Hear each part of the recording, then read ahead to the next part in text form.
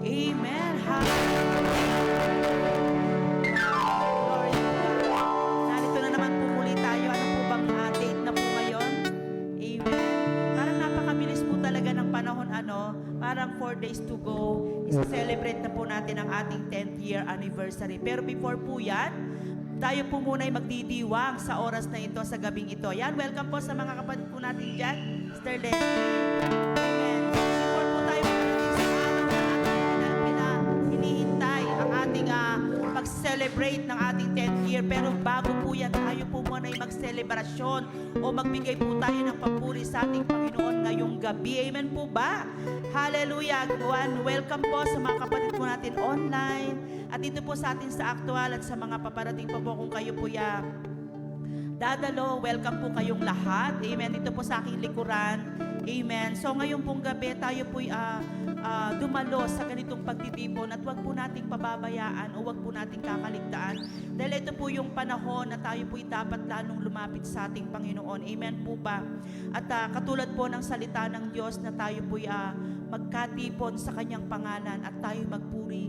Amen po ba't luwalhatiin po natin ang ating Panginoon. Ang sabi po ng Diyos sa kanyang salita, sa Hebrew chapter 10 verse 25, siguro maaring nababasa nyo na po ito, maaring nadadaanan nyo na po, or alam nyo na po. Amen po ba? Pero paano po ba natin ito ina-apply sa ating buhay? Amen. Sabi po ng Diyos sa kanyang salita, huwag po nating kakaligtaan ang pagdalo sa ating mga pagtitipon. Sabi po niya, gaya po ng ginagawa ng ilan. Sa halip, palakasin natin ang loob ng isa't isa, lalo na ngayong nakikita na po natin ang pagbabalik o malapit na pong araw ng ating Panginoon. Amen? Palakpakan nga po natin ang palakas ang ating Panginoon. Bless, hallelujah, best clap for our God. Amen? So ngayon pong gabi, namnamin po natin yung Espiritu ng ating Panginoon. Namnamin po natin yung presensya ng ating Panginoon ngayong gabi sa ating pong pagtitipon. Amen. At alam po natin na sasamahan po tayo ng ating Panginoon sa kabuuan ng ating gawain ngayong gabi. Amen po ba? Salamat po sa bawat isa na narito po at sa mga nasa online po. Tayo pong lahat ay pumikit at tayo po'y manalangin. Idulog po natin sa ating Panginoon ang kabuuan po ng ating gawain ngayong gabi. Even yung salita ng Diyos na mahayahayag. Amen po ba sa atin po na narito at sa aktual. Sama-sama po tayong manalangin. Bukas po natin ang ating bibig, ang ating puso bilang pagdulog at sa ating Panginoon ngayong gabi. O Amang Banal, salamat po Diyos muli sa gabing ito, Panginoon, na kami po'y muli mong pinahintulutan, Panginoon, na lumuhod, manalangin at magpakumbaba sa iyong harapan ngayong gabi, Panginoon. Salamat po sa araw na ito, kung saan, Lord, kami po'y muli mong samahan ng iyong banal mong Espiritu, balutin ng iyong banal na dugo, Panginoon, upang, O Diyos, ang kabuuan ng aming gawain ay wala pong maging hadlang, Panginoon. Wala pong anumang gawa ng kaaway na siyang hahadlang sa aming gawain ngayong gabi, Panginoon.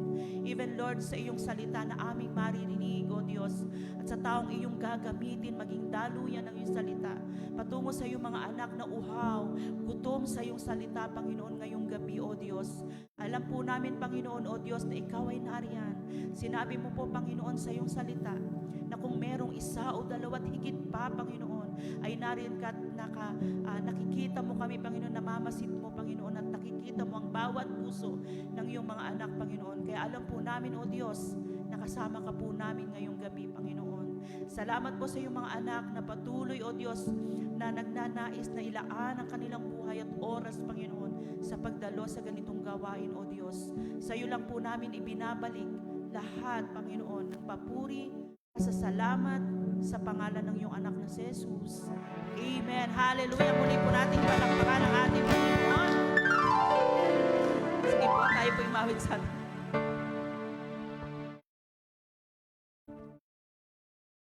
Amen! Sino mong handa ng purihin ng ating Diyos? Hallelujah! Hallelujah! Yan, malayan po kami sa bayan sa ating pag-awit, sa ating papuri, sa ating Panginoon. Come on, church, palakpak po natin muli ang ating mga kamay para sa ating Panginoon. Hallelujah! Come on! Let His name is beating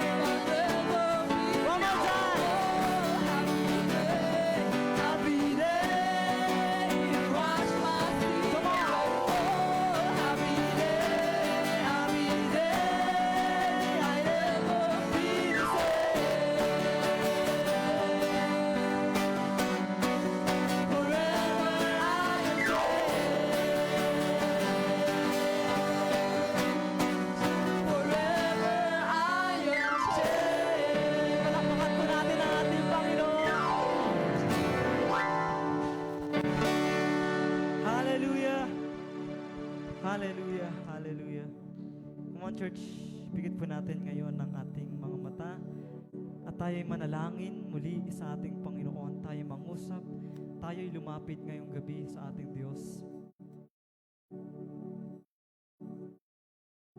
Hallelujah, Jesus. Ama, maraming salamat sa gabing ito, Panginoon, na iyong pinagkaloob. Maraming salamat sa iyong kabutihan, sa iyong pagmamahal, wala hanggang habag sa amin, Panginoon. Salamat sa lahat, Panginoon. Lord, sa gabing ito, muli ka naming iniimbitahan, muli ka naming inanyayahan sa aming puso, sa aming buhay, Panginoon. Lord, malaya kang kumilos sa buhay ng bawat isa, Panginoon. Lord, kitang-kita mo ngayong gabi ang iyong mga anak na umaawit, na nagpupuri, sumasamba sa iyo, Panginoon. Ikaw lamang, Ama, ang aming tinataas. Ikaw lamang ang aming pinupuri. Ikaw lamang, Panginoon, ang aming pinapasalamatan. Wala nang iba, Panginoon. Pagkat dakila ka, Lord. Hallelujah, Lord. Deserve all the praises, Father. Deserve all the glory and the adoration, Lord. Kaya, Panginoon, sa gabing ito, hayaan mo po kaming awitan ka. Hayaan mo po kaming purihin ka, Panginoon.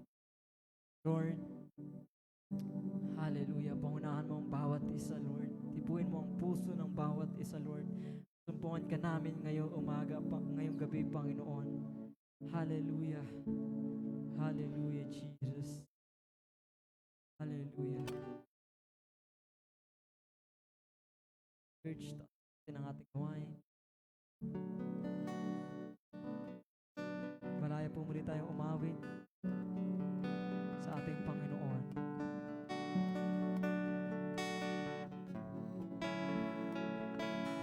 Tunay nga, Panginoon, na sabi mo sa iyong salita, 2 o 3 nagkatipon, ay naroon ka, Panginoon.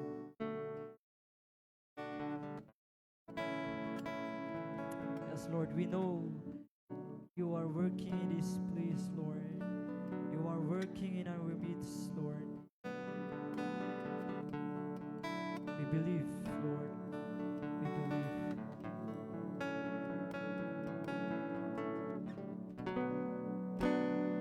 Hallelujah. Come on, church. Let us worship the Lord again. Pwede nating awitan ng ating Panginoon.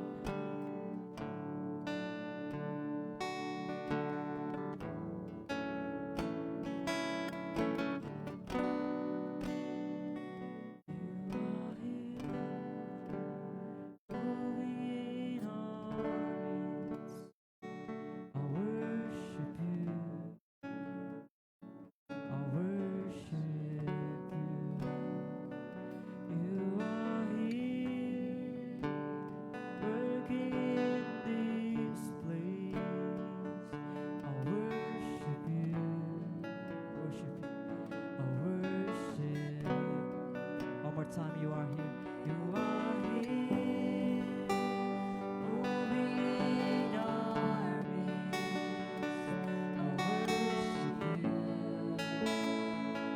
I worship you. You are here working in this place. Working in this place. Come on, declare it tonight. Let us worship the Lord. My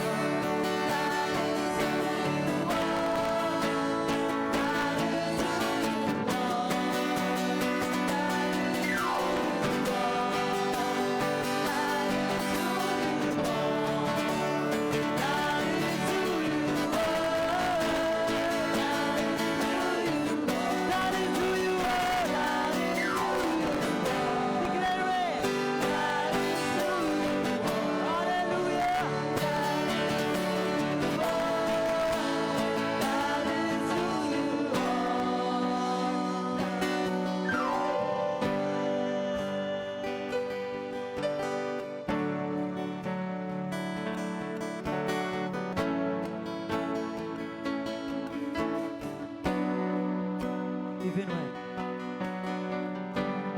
when I don't see you working, and when I can feel it, you working.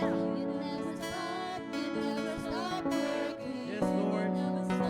You never stop working. Even when I don't see it, you're working. Even when I don't feel it, you're working. You never stop working. You never stop working. Even when I don't see it, you're working. Even when I can feel it, you're working. You never stop working. You never stop. Even when I don't see it, you're working. Even when I can feel it, you're working. You never stop working. Come on, let's sing some more. Even when I don't see it, you're working. Even when I can feel it, you're working.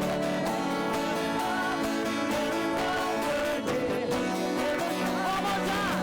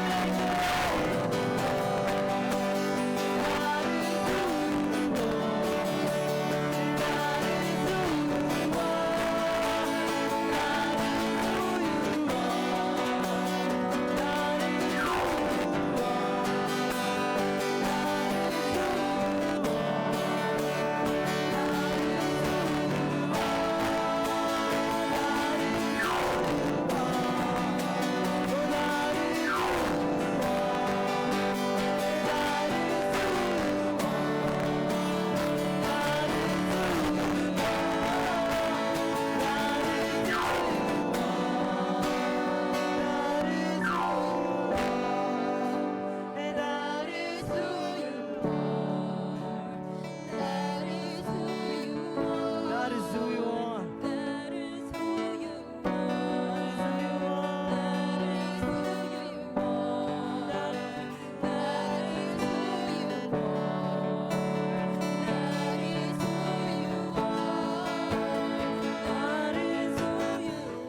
is who you are. Come on, continue to singing. That is who you are, Lord.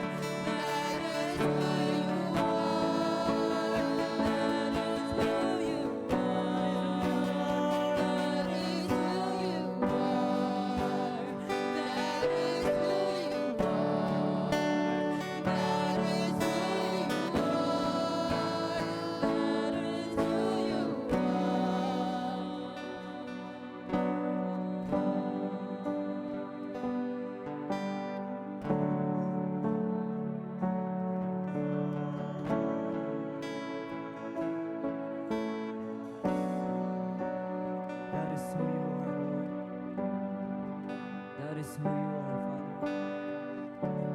Truly, Lord, you are a waymaker. You are a miracle worker. You are a promise keeper. You are a light in the darkness, Lord.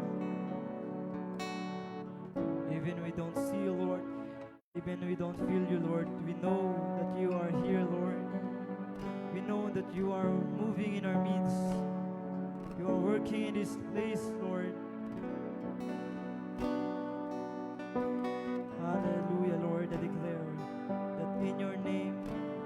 brings healing. Hallelujah. You are here, turning lives around, Lord. Hallelujah. Lord, we declare and we decree your blessing,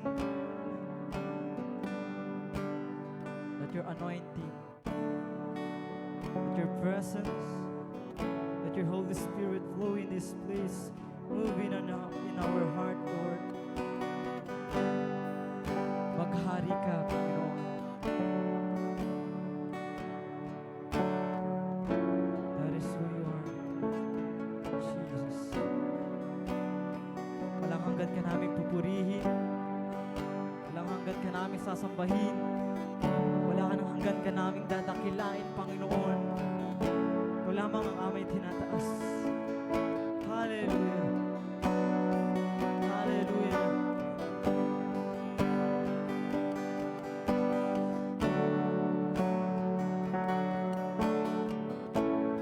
Church, let us speak to the Lord.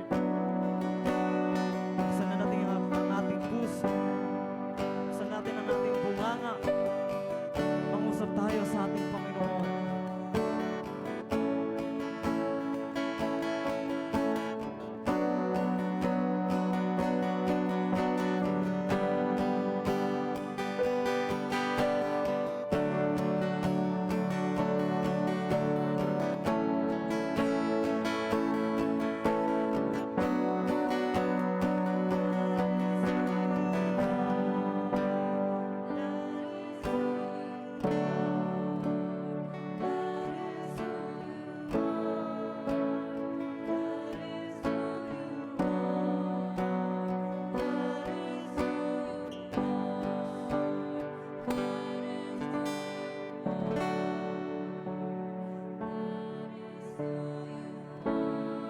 That is who you are.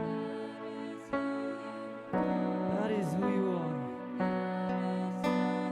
Come on, let us sing to the Lord. Pour out your spirit, Lord.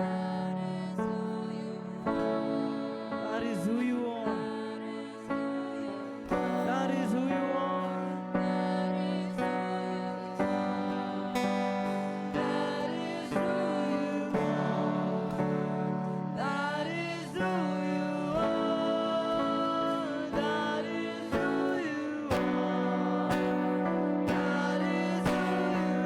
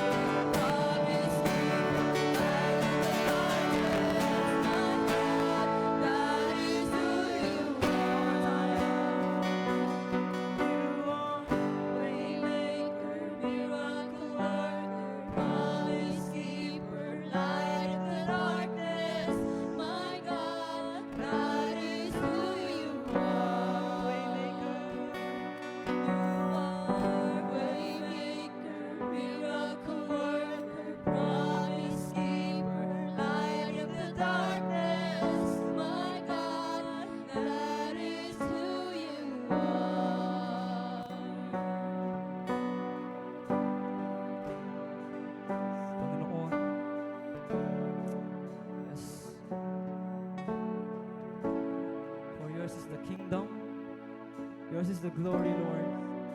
Yours is the power, the adoration, worship, praises, the glory, Lord. We lift your name, Lord. We lift your name. Tuloy ka namin sasambahin, aawitan. Ito lamang po ang aming pag-awit. Tanggapin mo po, Panginoon. Hallelujah, Jesus, Lord. We love you. We praise your name forever and ever. In Jesus' name. Amen. Palakpakan po natin ang ating Panginoon. Hallelujah.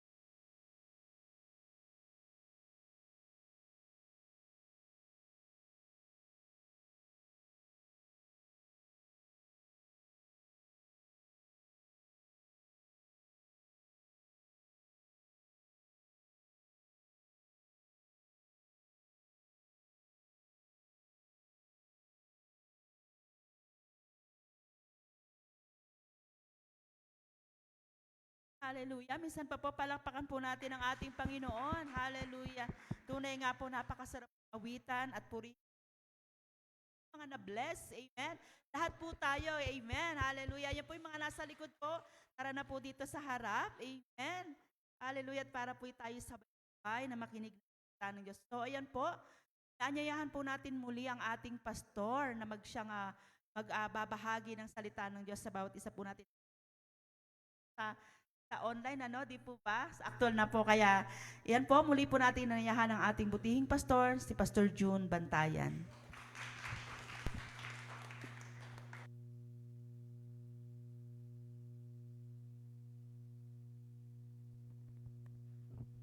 Hello. Sige po, tayong lahat tumayo at tayo po yung mag-pray. Praise the Lord. Let us all pray. Please include me to your prayer po. Amang Banal, marami pong salamat o Diyos sa kalagitnaan ng linggong ito. Na muli, dinala mo po Diyos ang aming mga buhay, kasama po ng aming desisyon at ikaw po ang nag-direct. At ito po ang kalooban mo kung bakit andito kami lahat sa lugar na ito. Marami pong salamat o Diyos sa awitang papuri. Pinaranas mo sa amin ang inyong presensya. Tunay nga po Diyos na ikaw ay Diyos na buhay. At muli sa oras na ito, Panginoon, sa amin pong pakikinig na iyong banal na salita, maunawaan, maintindihan namin ito, maipamuhay. Gamitin mo po ako bilang inyong malinis, banal at daluyan ng inyong mensahe sa oras na ito. Salamat po Diyos sa opportunity na makapagbahagi po ng inyong banal na salita para sa mga anak mo Diyos na nagpupuri at nag-aantay ng inyong mensahe. Lord, I pray for this divine revelation na ito po maitanim sa aming puso at mapunta sa aming kaluluwa. Nang sa ganun ang aming kaluluwa, Lord, patuloy na ma-strengthen, ma-empower at ma-bless. Salamat po Diyos, sa iyo po ang papurit parangal, simula ngayon hanggang sa matapos po ang pagbabahagi ng iyong banal na salita. In Jesus' name we pray. Amen. Palawan po natin ating Panginoon Diyos. Praise the Lord. And can you all be seated po?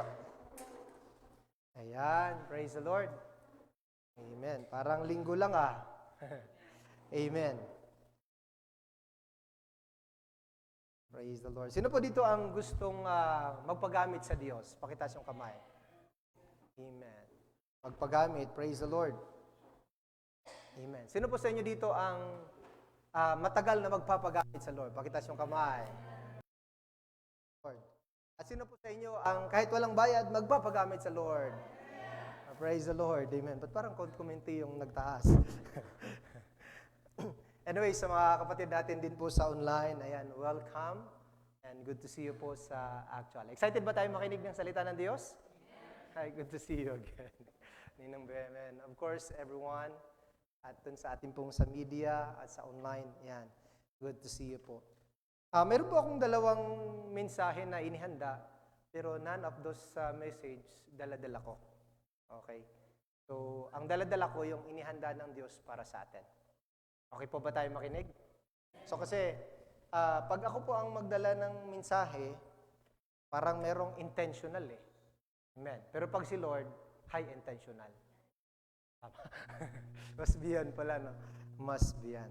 So itong topic nito, I pray that it will help you doon sa desire po ninyo na magamit, maging daluyan ng pangmatagalan na paggamit sa atin ng Diyos. So ang topic ko po ngayon is all about mamuhay sa kalinisan upang maging daluyan at kasangkapan ng Diyos. Amen. Sa lahat po ng sinishare ko, lagi ko pong tinitreasure every time nag-share po ako. But this one is the most important sa atin po lahat because I do believe na kapag ganito po ang aspect o yung ating pong goal, yung focus natin, priority natin na pamumuhay, naniniwala po ako during, in the middle, and at the end of this sermon, madami po tayong revelation na makukuha. Amen po ba? Mamuhay sa kalinisan upang maging daluyan at kasangkapan ng Diyos. Bawat isa sa atin, pwede tayong magpagamit anytime, anywhere, pero iba yung kasangkapanin ka ng Diyos. Ibang issue yung daluyan ka ng Diyos. Ibang issue yung gamitin ka ng Diyos sa ayon sa kanyang paggamit. Sa ating pa introduction, so, anyway, Tagalog po ito lahat. Ang English lang po dito ang introduction. Okay? Halina po mga kapatid. Para hindi maghirap ang aking pagtuturo at ang inyong pong kalooban. Ano nangyari? What happened? Dumami yung letter E. Anyway, parang hindi yata kalooban na may English na introduction. But anyhow, let's move on.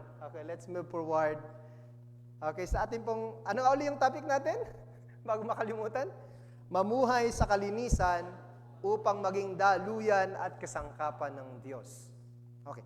Balikan ko po yung question. Nakikita niyo na ba ang sarili niyo na kayo po ay daluyan at kasangkapan ng Diyos? Ayan, praise the Lord. So sa ating pong introduction, ang introduction dito ay siya na yung susi para makatagal tayo na magamit ng Diyos. Tinatawag natin na daily, concentrate to consecrate.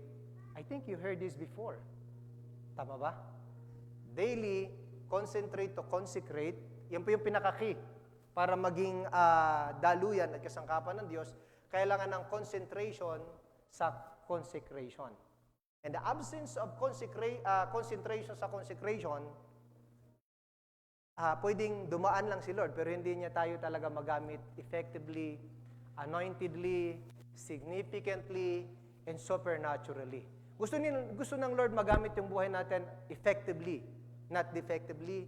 Gusto ni Lord magamit ang buhay natin anointedly, magamit yung buhay po natin supernaturally or powerfully, pero ang sikreto dyan is daily concentration to our consecration. Kasunod, until you become a Christ vessel. Amen po ba? Pwedeng maging vessel ka in anyone or anybody or anything, but the most important na maging vessel po tayo, maging Christ vessel and an anointed instrument. Gusto niyo ba nung ganong buhay?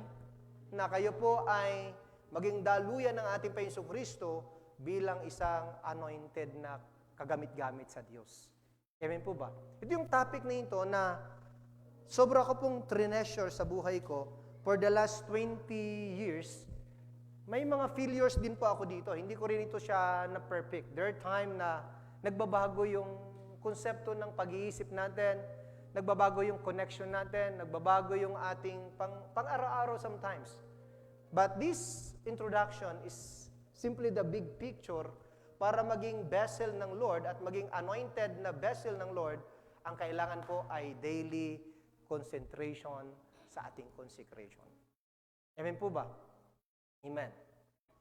Marami po akong nakita, even in my personal life before, na andun yung anointed ka, andun yung vessel ka. Pero dumating po sa punto, nung inalis namin yung concentration sa consecration, suddenly, vessel ka lang, pero hindi na si Christ nagcha-channel, and the anointing is not there. So meaning to say, para ma-maintain natin yung anointing, kailangan po ng consecration. Amen po ba? Para ma-maintain na magamit tayo upang daluhin kasangkapan ng Panginoon, kailangan babalik tayo sa tinatawag consecration. Amen po ba? Ang consecration ay napakahalaga sa aspect ng mga Kristiyano at mga anak ng Diyos. Sa key verse po natin, tingnan niyo po ang cry ng Diyos sa kanya pong bayan na kanyang iniligtas. Sabi ng Panginoon, linisin ninyo ang inyong sarili at magbalik loob sa akin. May tanong ako sa inyo. Nakaranas na ba kayo na andito kayo but you feel disconnected with God? You're in the church, you're doing your ministry, but you feel like there's a distance between you and God. Nakaranas ba kayo ng ganon? Meron ang tumugtog dito, tapos pagbaba niya, magbabackslide na siya eh. Amazing. Bakit nangyari yun? Meron ang nag-drums dyan, pero hindi itong nagda-drums sa atin ha. Meron ang nag-drums dyan, tapos pagkatapos, pumunta sa likod, nagsigarilyo nung unang church dito. Hindi ito ngayon, kasi mga mababait na yung mga bago ngayon dito. Tapos, sinundan ng nagigitara. Sabi niya, oh, kuya, ba't ka nag-UC? Sabi niya, napagod ako eh. So, you get my point? Kaya everyday po, amen, dapat marunong tayo maglinis ng ating mga buhay. Amen. So, meaning to say, tayo yung nakakita, tayong nakakaalam, tayo yung conscious who really us, kung ano yung meron sa atin, na sinasabi ng Bible, linisin ninyo ang inyong mga sarili. Hindi yung sarili ng iba, yung sarili muna natin, ang linisin natin. Are you with me mga kapatid? Sapagkat sabi po, at magbalik loob sa akin. So, hope and pray, lahat tayo nagbabalik loob sa Lord. Amen po ba? Pag nagbalik loob ka sa Diyos, gagamitin ka ng Panginoon. Para matagal kang magamit ng Diyos, kailangan po, ang requirements, linisin mo ang iyong sarili. Or, kalinisan. Sabi po, magbalik loob kayo sa aking harapan, kasamaan ninyo'y inyong tigilan. So, meron tayong mga evil deeds, evil works sa buhay po natin. Then, we need to stop it, mga kapatid. Amen. Ano yun? Pagmumura, pagsisinungaling, pagkagalit, pagkapuot. Wala namang magnanakaw sa atin dito. There's something, white lies. Still white lies is lies, di ba? Okay. Sabi ng Chinese white rice, di ba? Rice. Okay, malinaw po ba? The very first word sa ating pong key verse ay linisin. So, we need to decide. Amen po? Sino sa inyo ang nagdidesisyon na linisin ang kanyang buhay? Ayaw nyo, lilisanin nyo na yan. Okay, next verse po. Sa verse 17. Pag-aralan ninyong gumawa ng makatuwiran, pairalin ang katarungan, tulungan ang mga naaapi, ipagtanggol ang mga ulila, at tulungan ang mga byuda. Ang ibig sabihin po ng verse nito, gusto ng Lord na maging kakampi niya tayo sa pag-abot, sa pagtulong ng mga nangangailangan. Nag-isip po mga kapatid? If we are not consecrated, if we are not an anointed vessel of God, hindi, ang hirap ito gawin. Napansin niyo po? Ang hirap gawin po ito. Gumawa ng makatuwiran, pairalin ng karunungan, tulungan ng mga naapi, ipagtanggol ang mga ulila, tulungan ng mga byuda. Ang hirap yang gawin. Pero alam niyo po, sa present life natin, this is the greatest activity, not just worship alone, not just going to church alone. This is the greatest activity ng mga anak ng Diyos bilang asin at ilaw na ito dapat talaga yung ginagawa. So meaning, pag hindi tayo consecrated, these things is hard to do. These things is hard to practice. Amen po ba? Kasi tandaan niyo po, kapag namuhay tayo sa kalinisan at ginawa natin ito, napaparangalan ng Diyos. Pwede mo palapan po natin sila mga kapatid. Amen. So malinaw po itong mga verse dito mga kapatid, ano? Amen. So, kagaya ng sinabi ko, mahirap itong i-practice in the absence of consecration. Amen. Mahirap itong i-maintain. So sa verse 18, meron pong panawagan ng Diyos. Sabi ng Lord, hali kayo at tayo'y magpaliwanagan. Alam niyo, ang bait ni Lord, ano? Minsan nagkaroon kang distansya sa kanya, pero inimbitahan kanyang bumalik sa kanya. Sabi niya, gaano mang kapula ang inyong mga kasalanan, kayo'y aking papuputiin tulad ng yelo o bulak. Palaman po natin si Lord. Amen. Another time, minsan condemn na condemn tayo sa ating kasalanan. Parang we think like, there's no hope for me. We think like, I'm done. Pero ang totoo po, merong panawagan ng Diyos sa bawat isa sa atin na minsan we need yung tinatawag na meet time with God. Kailangan natin na tayo lang at ang Diyos. Hindi kausap. Alam niyo, many times sa buhay ko, kinakausap ko po ang Panginoon. Lahat ng laman ng puso ko, nilalabas ko sa Kanya. Hindi ako nahihiya kay Lord. Nilalabas ko lahat laman ng puso ko because I remember always His verse na gaano makapula ng ating kasalanan. Amen. Ibig sabihin, gaano man niya kadami. Even ang isang kriminal, even ang isang rapist, even ang isang magnanakaw, even ang isang mandaraya na tao. Lahat yan, iniimbitahan ng Panginoon. Kasi ang gusto ng Diyos, maging kasangkapan niya uli. Nakita niyo po sa Bible, ang isang taong kriminal na ginamit ng Panginoon? The name Paul. Amen po ba mga kapatid?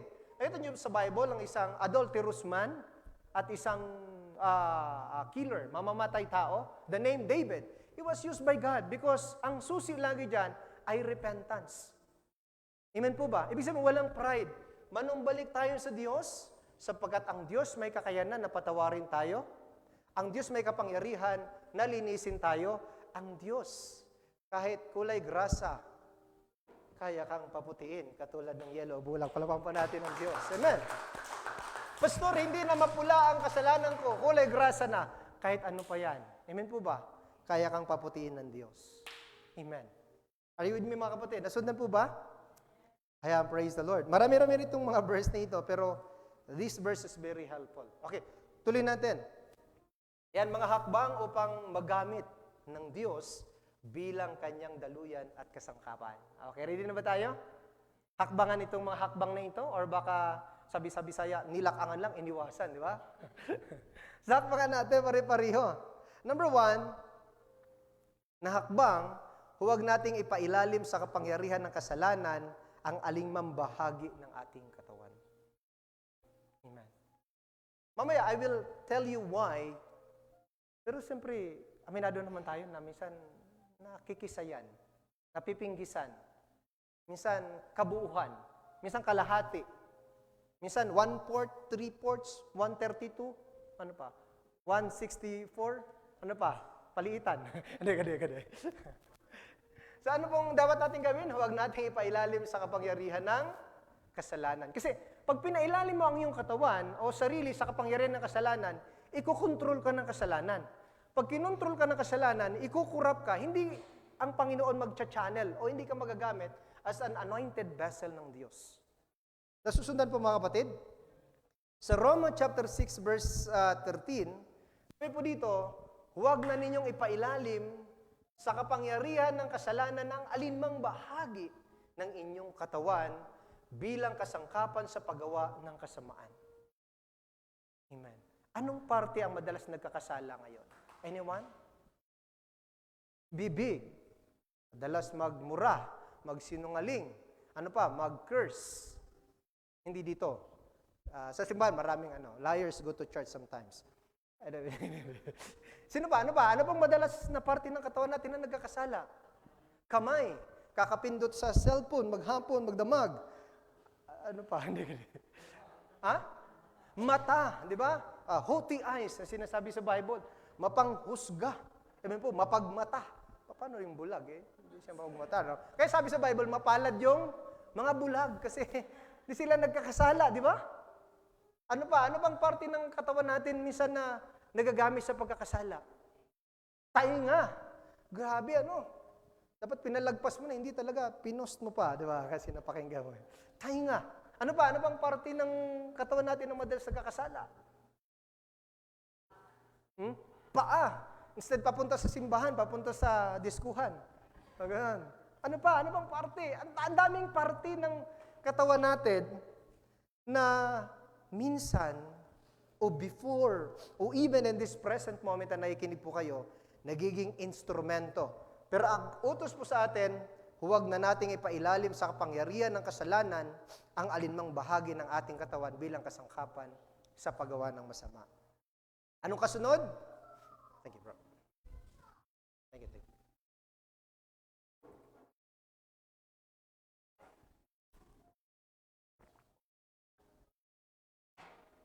Ano pong kasunod? Sa halip, pasakop kayo sa Diyos bilang mga taong namatay na at muling binuhay. At anong kasunod? Pagpasakop kasunod at ihandog ninyo sa Kanya ang inyong katawan bilang kasangkapan sa kabutihan. Palpahan po natin si Lord. Amen.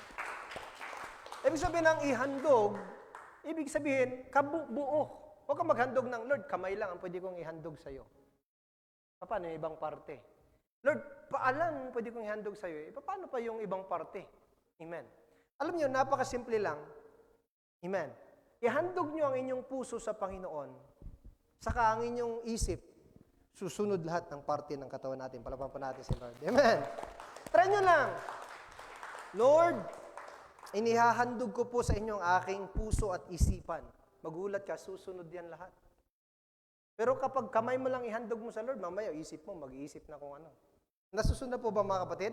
So lahat po tayo, ang susi po dyan, linisin ang sarili, magpasakop sa Diyos, at ihandog ang ating katawan bilang kasangkapan sa kabutihan. Itong katawan nito, ang dami nitong pwedeng magawa sa pinapagawa ng Diyos. Naunawaan po ba natin mga kapatid? Amen. Kaya ngayon, habang kayo po nakikinig, think about, anong parte ng iyong katawan minsan madalas nagiging kasangkapan sa paggawa ng kasamaan or nagagamit para magkasala? Aling parte? Alam niyo po, kahit saang parte yan na nagagamit, ang susi dyan, lagi sa dila natin. Lagi sa bibig natin. If we confess our sin, sabi sa Bible, He is holy and just to forgive that sin kung saang parte. Lord, kung nagkakasala sa akin mata ko, mapangmata ako. Amen? Kung nagkakasala sa akin isip, mapagmataas ako. Kung nagkakasala sa akin yung kamay ko, nagkakasala sa akin yung bibig ko, nagsisinungaling ako. And then, come to God, then confess everything to Him. Amen? And offer your heart, offer your mind before the Lord. At susunod po ang kabuuan ng ating katawan. Palapan po natin si Lord. To God be the glory. Okay, number two po, gamitin natin ang ating buong katawan. Ito na, di ba? Matapos ng, ano yung una? Matapos na iniwas natin ang ating katawan na maging kasangkapan o alinmang bahagi ng ating katawan, ngayon, gamitin natin ang ating buong katawan upang maparangalan ang Diyos. Amen. Paano ba natin magamit itong ating buong katawan upang maparangalan ng Diyos? Actually po, sabi ko nga sa inyo, may prepare ako sa inyo, gustong i-share ko sa inyo. Ngayon, in addition sana doon para sa Sunday, but let it, Bishop Manuel, do his part to share. And let it, the Word of God na binigay niya sa akin, i-share po sa inyo. Para makita niyo po, para pang matagalan, magamit tayo ni Lord anointedly, significantly, effectively, and supernaturally. Amen po ba? Maybe nagagamit tayo ngayon ni Lord giftedly. Ay, with me mga kapatid. O nagagamit tayo ngayon naturally because we have a natural gift, natural talents, and abilities. But I want you to see na way beyond pwede tayong gamitin ng Panginoon. Amen po ba? Buong katawan upang maparangalan ang Diyos. Amen. Sa unang Korinto, chapter 6, verse 18 to 20, sabi po sa unang verse nito, iwasan ninyo ang immoralidad.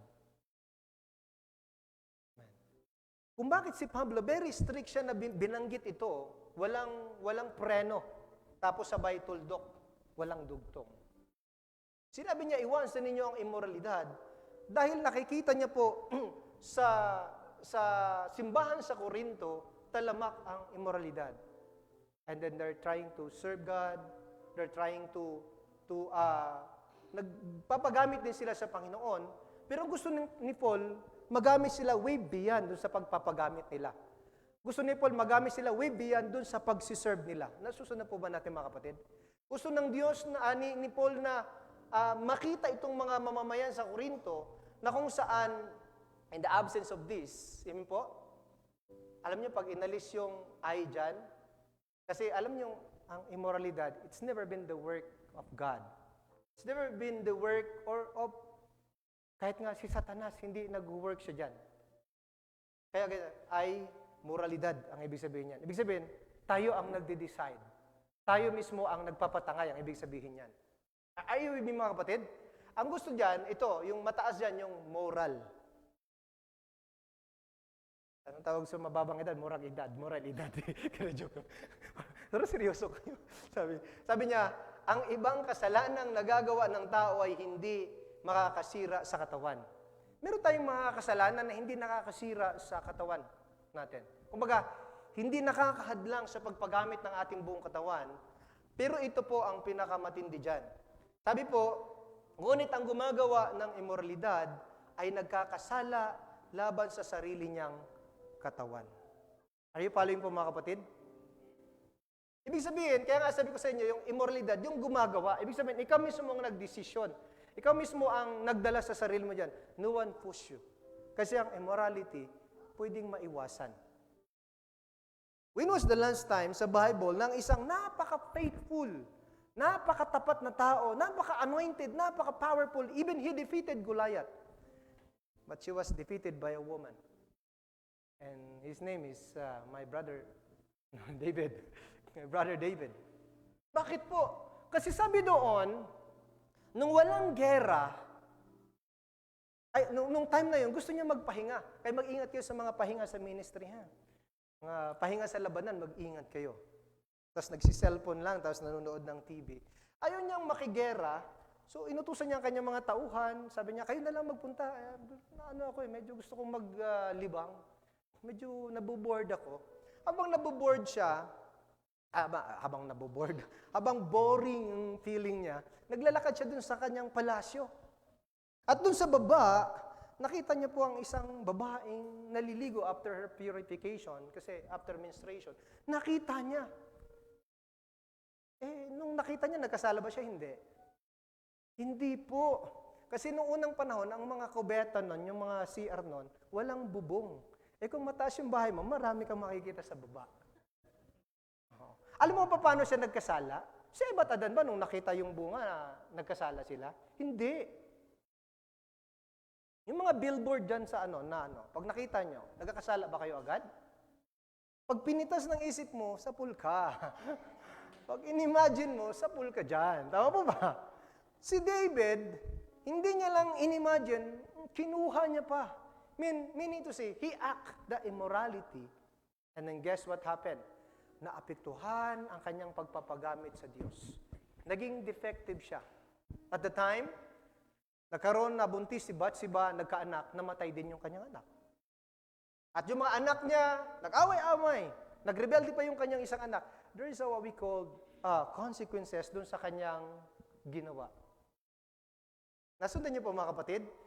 Bakit ko pinoint si King David? Kasi gusto ko niyo pong makita na no one push you. It is you who decide. It is us sometimes who decide. Pero kung pwede lang na maiwasan, iwasan natin. Sapagkat ang immoralidad, yan po ay nagkakasala laban sa sarili nating katawan. So meaning to say, pwedeng gamitin talaga ng Diyos itong katawan nito, kaya lang, sin that affect or infect, that compromise our body, is the sin of immorality. Amen po ba?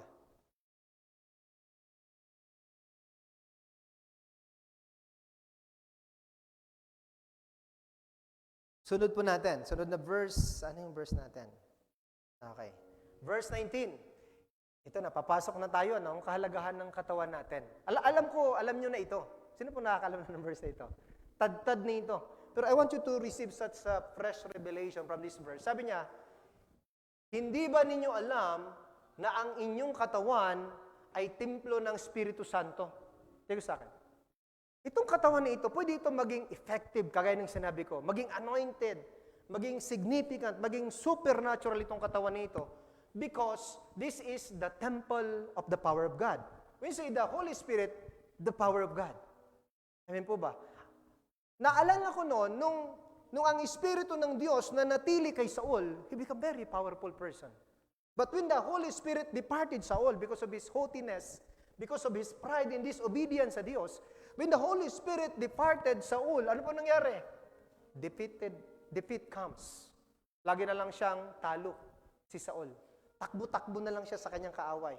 But when we have the Holy Spirit, because we have a revelation na itong katawan nito, ito ay kasangkapan o templo ng Espiritu Santo, wala tayong kakatakutan. Hindi tayo takot sa demonyo.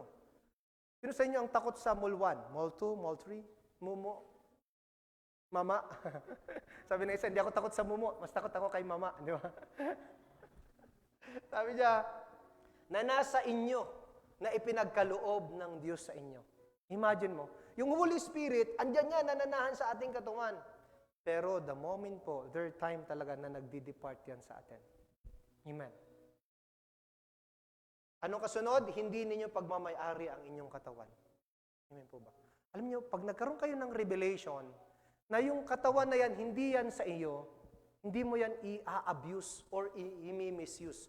The very reason why, many times, na-abuse natin, na-misuse ang katawan nito because of lack of understanding, lack of revelation, that this body is not us.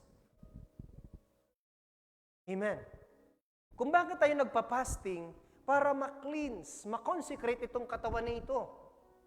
Sa physical na sakit, sa spiritual na sakit, para tayo po ay maging daluyan ng kapangyarihan ng Diyos.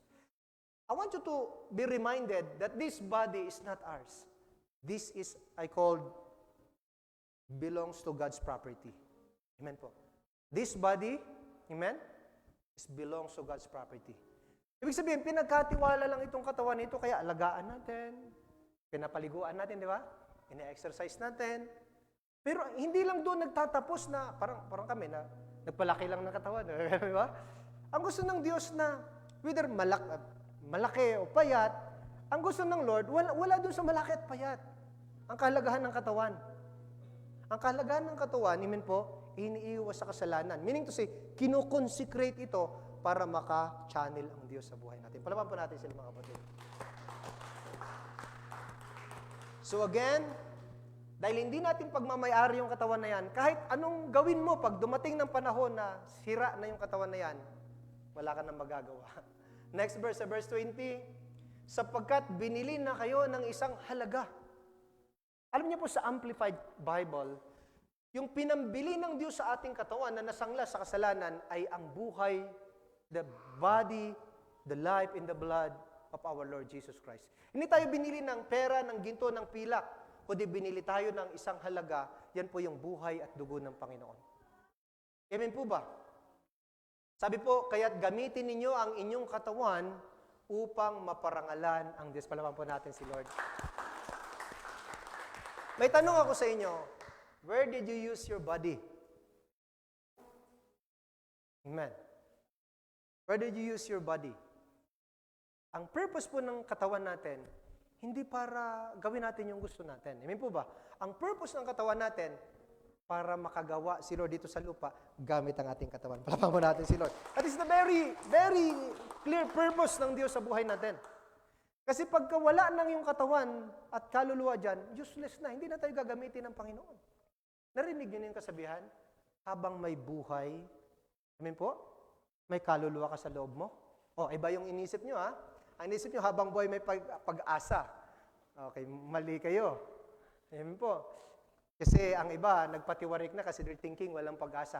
Habang buhay ka, may kaluluwa dyan sa loob mo. Amen po ba? Pero yung kaluluwa dyan sa loob mo, gamit yung katawan mo, pag may kapangyarihan, may espiritu ng Diyos yan, pwede kang gamitin ng Lord powerfully, anointedly, effectively, supernaturally, insignificantly. Amen. Marahil, habang kayo nakikinig, nare-realize nyo, tama nga, Pastor, nagagamit ako ng Panginoon ngayon o nagpapagamit ako sa Panginoon sa ganang kagustuhan ko, hindi sa ganang kagustuhan niya. Or andito ako because gusto kong matuto. Kasi gusto ko pagdating ng panahon, dumating na ba kayo sa punto na lumuhod kayo ng matindi na sinabi niyo, Lord, send me. Lord, use me. Dumating na ba kayo sa ganon? Dumating na kayo sa puntong ganun. Yung parang, wala ka nang matakbuhan, wala ka nang pupuntahan, kundi full surrender. Lord, use me.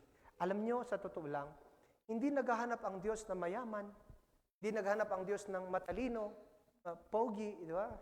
O maganda, pogi, di ba? Hindi naghahanap. Ang hanap ng Diyos, yung available, amen? Nagpapasakop at handang magpagami sa Kanya. Amen po ba? Amen. Hindi nakatingin ang Diyos sa panlabas. Pero ang gusto ng Lord, magamit tayo kabuuan. Tinitingnan ng Lord yung kalooban, yung puso po natin. Saan na tayong verse? Okay. Saan natin gagamitin yung katawang ito? Para maparangalan ng Diyos. The moment that we misuse this body, we need to repent. Lord, nagamit po ang katawan nito sa immoralidad, nagamit po ang katawan nito sa compromise. Pero di ba kayo nagtataka? I share you one thing or two things. Parang hindi ko naman siya feel na parang nagkakasala ako na nagagamit yung katawan on that area. Of course, ikaw yan. But in the essence of God's Word, amen po, meron pong defect. Kaya nga, ang laging command ng Panginoon, come to me, come to me. Every time we sin against God, we need to come to God. Habang bumabalik-balik tayo sa Lord, we ask wisdom. Lord, give me wisdom. Paano ko mapagtagumpayan? Paano ko malagpasan ito? Alam niyo, one of the greatest person in the Bible, he ran with temptation, he ran with compromise, he ran with immorality. Whose name? Sinong pangalan niya? Si Joseph. Si Joseph na may dream. Si Joseph na may greatest destination. Amen po. Alam niyo, bagaman hindi tayo katulad ni Joseph, but we have a divine design mula sa Diyos. Are you with me, mga kapatid? We have a greatest destination from God. Ang kailangan po dyan, consecration, para yung divine design na yan, mahakbangan natin. Yung divine destination na yan, marating natin. Pwede mo palaman po natin si Lord. Ang susi po dyan, consecration. Hindi po talent. Hindi po abilities. Hindi po sa lahat ng bagay. Alam niyo, consecration lang, pag nag-decide ka to consecrate daily, sapat na yan sa Diyos para maging vessel kanya anointedly. Number 3 po, ayan, tandaan tayo ay templo ng Diyos na buhay. Yan po yung dapat malinaw sa atin. Ibig sabihin, templo ng kapangyarihan ng Diyos at mismo ang Diyos. Sabi po kaya, hayaan natin siyang manahan, manatili at makakilos sa ating mga buhay. Sa inyo po, anong naghahari sa buhay natin? Si Lord ba? Or sarili natin? Or minsan, wag naman si Satanas kasi the oldest gun and the newest cow. Amen po. Hayaan natin na siyang manahan. Hayaan natin siya na siya ay manatili at makakilos sa ating mga buhay. Amen po ba? Sa inyo pong mga buhay, napifeel niyo ba si Lord sa inyo pong mga buhay? Amen. Sa una, 2 Corinto, chapter 6, verse 16b, saka verse 18 until 18, sabi po, hindi ba tayo ang templo ng Diyos na buhay? Siya rin ang may sabi, mananahan ako at mamumuhay sa piling nila. Pag sinabi ng Lord, hindi sinungaling ang Diyos. Gagawin niya yan. Amen po ba? Sabi niya, mamumuhay sa piling nila, ako ang magiging Diyos nila, at sila'y magiging bayan ko. Ibig sabihin po nito, mga kapatid, mapapatunayan na tayo po mamamayan ng langit o bayan ng Diyos kapag ang Espiritu at ang Diyos mismo nasa loob natin. Kaya there are times, huwag niyo pong pabayaan na parang hindi natin feel yung presensya ng Diyos. Kasi ang totoo, tingin sa akin, hindi siya in front of us, at the back of us, behind us, kundi He must be inside of us. Kapag ang Diyos nasa loob natin, dapat aware tayo. Hindi na natin kailangan na may magbantay sa atin na asawa, anak, kaibigan, boyfriend, girlfriend, o kapatiran, magbantay para tayo gumawa ng isang bagay na hindi alinsunod sa Diyos. Because sapat na ang Diyos na nasa loob natin. Pag naintindihan niyo po itong revelation nito, pagbubutihan po ninyo ang inyong relationship sa Lord. Because the one who bless you, the one who expand your territory, the one who give you reward, the one who give you dream and destination, ang Diyos na nasa loob natin. Okay, very good. Next po. Next. Okay, sa verse 17. Ano pang command? Dahil mayroong salita ang Diyos, sabi, kaya lumayo kayo sa kanila. Humiwalay kayo sa kanila, sabi ng Panginoon. Iwasan ninyo ang anumang marurumi at tatanggapin ko kayo.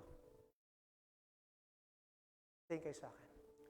Yung prodigal son, nung nagdesisyon siya na kunin ang mana mula sa kanyang ama para lustayin in a prodigal living sa pagsugal, pagbisyo, pangbababae, ano pa, kalayawan sa buhay, and that's the time na nag-disconnect siya. Nung nag-decide pa lang siya, hindi pa nabenta, nag-disconnect na siya. Dinisrespect niya na ang kanyang ama. At nakita nga yung kanyang desisyon. It becomes his declaration. Ano sabi niya? Hatiin mo na yung aming mana at magawa ko na yung gusto ko.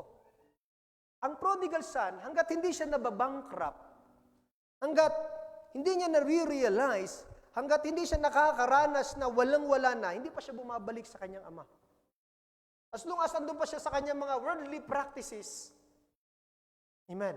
Sabi doon, na-amaze ako, yung tatay niya, nag-aantay lang sa kanya. Na hindi siya hinanap ng tatay niya. Sunod niyo po, hindi siya hinanap ng tatay niya. Nag-antay lang.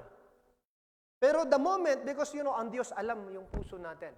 Alam ng tatay na itong anak, na-realize niya na yung ginawa niyang kasalanan, nag-repent na siya, amen po, na-renew na yung isip niya, kaya bumalik siya sa kanyang tatay, kaya sinalubong siya ng kanyang ama. Nasusunod niyo mga kapatid? Amen. Empty na siya, nag-decide na siya layuan ang mga bagay na yon. At ano sabi doon? At tatanggapin ko kayo. This verse is very connected dun sa prodigal son. Winelcome siya ng kanyang ama. Pero what about bumalik siya na parang ganito? Babalik ako sa tatay ko at kukunan ko ng mana ang kapatid ko. Ganon? Babalik ako sa tatay ko at magmamakaawa ako pero secretly nanakawin ko yung ginto at pilak niya. Babalik ako sa tatay ko at yung mga katulong doon ay ibubuli ko or something, may kukunin ako sa kanila. Saka aalis ako. Would you think the father accepted him? Pero dahil empty na siya, dahil na-realize niya, nag-repent siya, and then he returned to his father. Ano sabi ng Lord? At tatanggapin ko kayo. Alam niyo, ang kailangan po natin ngayon, revelation. Personal revelation. Amen. Ang gusto ng Lord, manahan, manirahan siya sa buhay na ito. Sa loob natin. Yan po ang gusto ng Panginoon. Gusto ng Lord, tumira dyan sa loob natin. Tingnan niyo po malalaman mo na kapag ang Ama nananahan sa atin, yung source, amen? Yung Spirito, andyan sa atin, si Lord, Jesus, nasa atin, tingin ka sa akin. Yan. Pag ang Spirito ng Diyos, itong katawan na ito, consecrated ito. Ano po ang mangyari? Mananatili ang Espiritu Santo. Powerful tayo. Ayan po ba? Pag nanatili po ang Ama natin sa langit sa katawang ito, will provided ang buhay natin. Kaya hindi ako po naniniwala ng isang mananampalataya na tapat, totoo, namumuhay sa karangalan, sa kabanalan, sa kalinisan, ayon sa kalooban ng Diyos. Naghihirap, hindi. Because the word Father, sa context nito, means the source. Parang sinasabi doon sa una, di ba, sa Old Testament, na simula sa Egypt, papunta doon sa Promised Land, andun yung batong buhay na kasunod nila, si Jesus. Sinamahan sila. Kaya lang, hindi nila wini-welcome si Lord sa buhay nila. May tanong ako sa inyo, gaano ba ka-welcome si Lord sa inyo pong buhay? Kasi sabi sa Bible, despite the promise na mananahan siya, pero in order para makapasok siya, He is knocking. Nabasa niyo yun? Revelations 3:20, sabi doon, He is knocking the door. Marahil ang iba sa atin, parang, hindi ko naman ramdam si Lord. Baka, nasa labas si Lord. Ang kailangan natin, we need to open our heart. Amen po? We need muna to disconnect itong mga bagay nito na nakaka-compromise sa ating pong connection sa Panginoon. And we need to open our heart sa Panginoon, hayaan natin siyang pumasok at manahan sa puso natin. Amen. Tandaan niyo po, sa buhay nito, gusto ng Lord na makakilos sa atin. Gusto ng Lord na magamit tayo. Hindi lang yung nagpapagamit ka sa Lord. Ang gusto ng Lord, gamitin ka niya. Sino mo sa atin qualified na pwedeng gamitin ng Panginoon? Naalala nyo? Naalala ko lang, tingin kayo sa akin. Nung si Judas, nakita nyo? Nung nangungupit pa lang ng pera si Judas sa kaban ng mga disciples, amen, simply he compromised. Amen. Pero nung pinahintulutan niya na talagang nagdesisyon siya, na nag-disconnect na sa Panginoon, at nag-decide na ibenta ang Lord, sabi doon, nung nag-disconnect siya sa Lord, doon naman nag-connect si Satanas sa kanya. Sabi sa Bible, at pumasok si Satanas sa kanya. At sabi ng Lord, gawin mo na ang kailangan mong gawin. Nasundan niyo mga kapatid? Pag nag-depart tayo sa Diyos, merong matinding consequences. At merong may mag-i-impart sa buhay natin. Pero ngayon, pag nag-depart ka sa kasalanan, yung katawan na ito hindi na magamit sa kasamaan, si Lord mag-i-impart sa life natin. Mag-i-stay siya, mananahan siya, sa samahan tayo ng Panginoon Diyos. Amen po ba? Kaya sa pangatlo po, tuloy natin. Verse 18, sabi niya, ako ang magiging ama ninyo at kayo na may magiging anak ko. Sabi ng Panginoong makapangyarihan sa lahat. Can you imagine? Naintindihan niyo itong verse na ito? Itong panahon ngayon, hindi ka mag-aalala kahit ano mang nangyari sa politika ngayon. Because our life, sabi sa Bible, be in this world, but do not conform to the pattern of this world. Because there is a great and mighty world in this world, that is the kingdom of heaven, the invisible kingdom of heaven, that the Lord, our God, is our Father. Amen po ba? Na siya ang magiging tatay natin, tayo magiging anak niya, at siya yung makapangyarihan sa lahat. Ibig sabihin, mas makapangyari sa lahat ng presidente, sa lahat ng hari. Mas powerful si Lord. At yan po yung nasa atin. Amen po ba? Hindi superficial. Not supposed to be superficial. It must be in us. Galing ano? Tingnan niyo itong verse nito. Balikan natin ang consecration. Amen po? Mag-connect tayo sa Lord at hayaan natin si Lord na mag-work sa loob natin. Mararanasan natin ang Panginoon sa buhay natin. Ang kapangyarihan, mararanasan natin sa buhay natin. At hindi tayo takot dahil merong makapangyarihan. The most powerful God is in you. Palapan po natin si Lord. Amen. Praise the Lord. Nasusundan po ba mga kapatid? Kaya sa conclusion, punta tayo sa conclusion. Warning po, conclusion na tayo pero mahaba pa ito. Okay, punta tayo sa conclusion. Alisin na natin ang lahat na nagpaparumi saan? Sa ating katawan at espiritu. Merong mga nagpaparumi dyan sa ating katawan at espiritu na nagiging hadlang upang magamit tayo ng Diyos sa kabanalan at kanyang kalooban. Alam niyo po, design tayo ng Lord magamit sa kabanalan at kanyang kalooban. Kaya lang, only few ang nagagamit. Kasi it's a choice ang pagpapagamit sa Lord. Amen po ba? Although God choose us, but it is our choice. Kaya nga ang desisyon natin na dapat gawin, amen po, tayo mismo alisin na natin. Napansin yung word na linisin sa kaalisin? That is a very important word. Sino sa inyo, parang kanina, nag-construct kami dito and then madumi dito kanina. So, nilinis namin, inalis namin. Sino sa inyo, pagka nag-decide kang nilinis mo, hindi mo inaalis yung nilinis mo? Ang hina. Okay, mag-joke muna tayo. Okay, may isa pong Chinese. May isa pong Chinese na mag-ama sila, mag-ama. Alam niyo po, ang Chinese, hindi yan nagwawalis sa gabi. One day, yung tatay niyang Chinese, nauwi sa bahay niya, tapos nakita niyang nagwawalis ang kanyang anak na binatilyo. Sabi niya, anak, bakit ka nakawawalis dyan? Sabi niya, papa, nakawalis ako. Sabi niya, bawal makwalis ah. Yung swerte baka lumabas. Swerte daw, baka lumabas. Sabi niya, kasi papa, yung aso tumais. Sabi niya, sige, ilabas ang swerte. Sabi niya, ilabas na yung swerte. Sino sa inyo, Alam mong marumi, tinitira mo pa. Hindi swerte yan. Filthy. Hindi swerte. Filthy. Okay? Palagpan po natin si Lord. Ilabas ang filthy. You know the word filthy?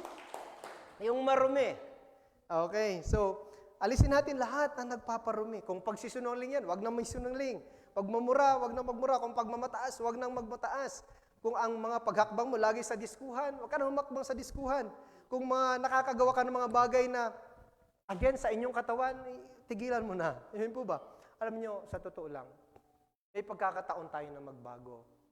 Gawin natin. Yun po ba? Para tayo magamit ng Diyos sa kabanalan at kanyang kalooban. Ito po, 2 Corinto chapter 7 verse 1. Ayan, dito ko basahin kasi I like to read this area. Sabi ito, mga minamahal, yamang ipinangako sa atin ang mga bagay ni ito. Alisin natin sa ating sarili ang lahat ng nagpaparumi sa ating katawan at sa ating espiritu. Sikapin nating mamuhay ng may ganap na kabanalan at paggalang sa Diyos. Palapan po natin si Lord. Nakita niyo po, yung sinishare ko sa inyo kanina medyo mababaw. Ngayon, palalim ng palalim. Na ang gusto ng Diyos, matarok natin ito kung bakit kinukuman tayo na linisin, alisin, nang sa gayon, makapamuhay tayo ng may ganap na kabanalan at paggalang sa Diyos. Alam niyo po, hindi pa po huli ang lahat. Kung may pagkakataon pa, then do it. Kung may panahon pa, then do it. Kasi ang gusto ng Diyos, ikaw at ako ay magamit ng Panginoon. Amen po ba? Ang gusto ng Diyos, ikaw at ako ay maging daluyan po ng Panginoon. Kaya bilang hamon sa bawat isa sa atin, pwede bang lahat tayo tumayo?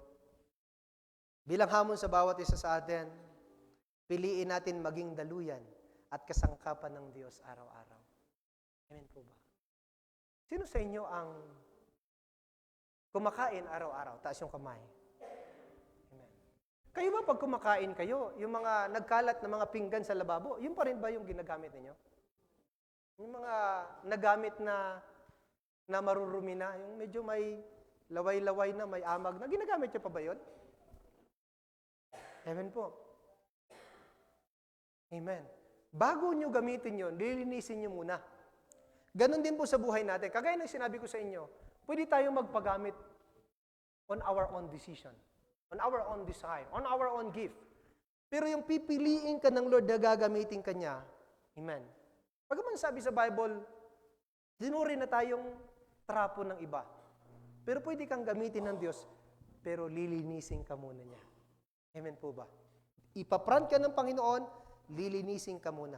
So ngayon, ang challenge ko sa bawat isa sa atin, ikaw ba nagdedesisyon? Pinipili mo ba ngayon na maging daluyan kasangkapan ng Diyos? Amen. Araw-araw. Hindi lang pang okasyon. Yay, anniversary next Sunday, papagamit ako sa Panginoon. Yeah, next Sunday, may Sunday celebration, magpapagamit ako sa Panginoon. I call that occasionally. Amen. Ang gusto ng Diyos, nasusundan po? Amen. Ang gusto ng Diyos, everyday, maging kasangkapan tayo sa kabanalan at kanyang kalooban. 2 Timoteo chapter 2, verse 20 to 22, sabi po, sa isang malaking bahay, parang ito, malaking bahay, ay may iba't ibang uri ng kasangkapan.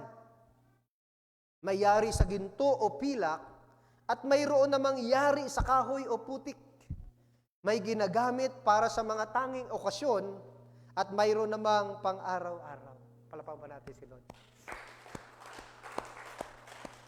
The more niyo po ito, the more tayo lumalalim sa word nito, the more ang goal natin, magamit tayo sa pang-araw-araw.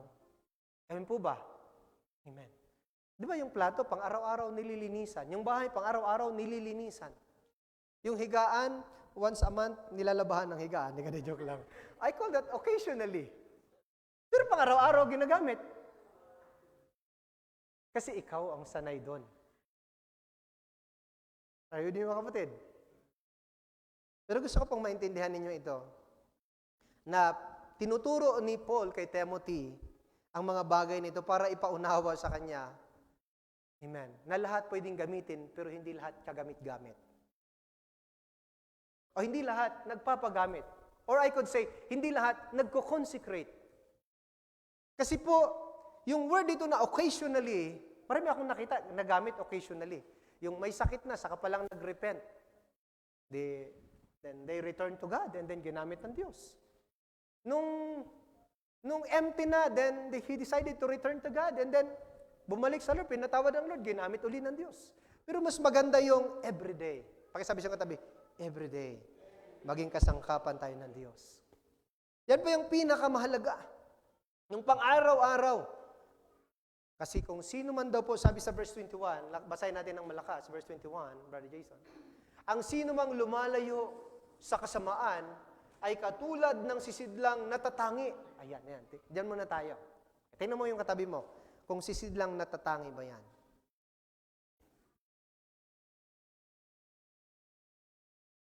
Ibig sabihin po, special utensil for God's purpose. Consecrated vessel. Consecrated utensil for God. Sabi po, dahil consecrated siya, malinis at karapat-dapat gamitin ng may-ari. Palapakan po natin si Lord. Sabi ko sa inyo, pwede nyo ipagamit ang inyong katawan kahit nagkakasala, kahit marumi. Pero iba ang paggamit ng Diyos. Tingin kayo sa akin para maintindihan nyo ito, yung sa likod. Nung ginamit ng Diyos si Joseph the Dreamer to lead the whole Egypt at ng bayan ng Diyos, matinding concentration sa consecration yon. Matinding decision na at the very beginning, nakita niya yung dream sa destination na hindi niya hinayaan na yung corrupt company, i-corrupt siya. Hindi niya hinayaan na yung kanyang destination ma-drive siya in other direction. Every day, siya po preserve. Every day, siya po chine-check niya kanyang sarili. Kaya every day po, I want you to check your life. Bambo, ngayon, nagsinungaling ka. Go back to your room. Lord, forgive me. Nagsinungaling po ako. Tulungan mo ako, Lord. Hindi ako magsinungaling. Nagalit ka. Go back to your room. Pray, Lord, forgive me. Kasi ang gusto ng Diyos, ma-prepare tayo, ma-preserve tayo every day. Para tayo po'y bukod tanging kagamitan na malinis, karapat-dapat na gagamitin ng may-ari. Para saan? Para sa lahat ng mabubuting gawain. Lahat ng mabubuting gawain. Pag sinabi, lahat, all. Lahat ng mabubuting gawain. Amen. Gusto kong palitan niyo po ang concept of your thinking na gusto kong gamitin ako ng Lord. Ang susi dyan, gusto ko munang linisin ito, alisin ito, at magkukonfess ako sa Panginoon, and then suddenly papagamit ako sa Lord. Or kung si Lord, gagamitin ka on special purpose, either occasionally or daily. Pero ang gusto ng Lord, as a leader, magamit tayo daily. Yun po? Because you lead your family, you lead a church, you lead a business, ang gusto ng Lord, everyday consecrated ka. Pero alam niyo po, ang consecration, merong matinding kabayaran yan, merong matinding reward yan, merong matinding decision dyan. Sino po sa inyo ang nagde-decide ngayon na ganitong buhay ang pipiliin ko? Kaya kung meron pong pagkakataon na makaiwas tayo sa immoralidad at compromise, then decide now. Ask God, Lord, help me. Give me wisdom. Tulungan mo ako, Panginoon. Kasi sometimes, immorality and compromise is a trap. Is a trap. Para ano? Para hindi ma-maximize yung buhay natin ng Lord. Alam yan. Tingin sa akin. Because si Satanas is an accuser. If God used a man na compromise, mataas yung immoralidad niya, if God used a man, then suddenly Satan accused God. Sabi ni Satanas, Lord, ang pwede mo lang gamitin yung according to your word, not way beyond to your word. Kasundan niyo po mga kapatid.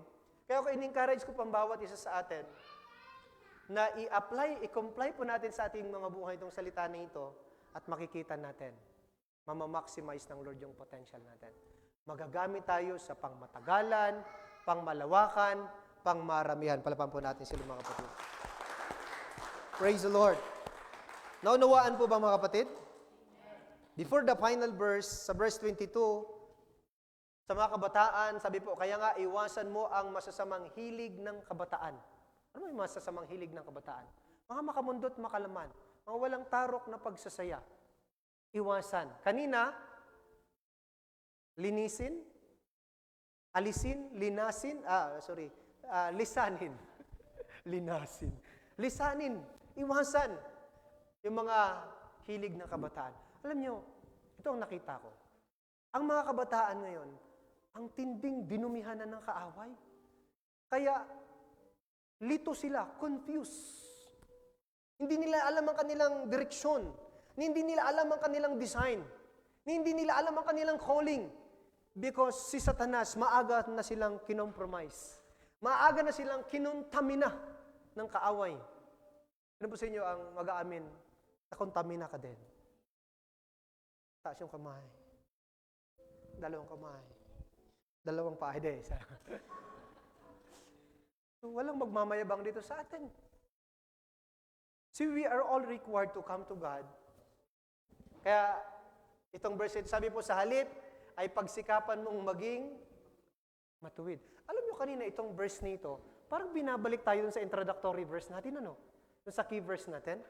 Pagsikapan mong maging matuwid, ibig sabihin righteous, tapat, faithful, mapagmahal, mapayapa, kasama ng mga taong may pusong malinis na tumatawag sa Diyos. Kung gusto mong ma-preserve ang buhay mo, then go with a clean and consecrated person.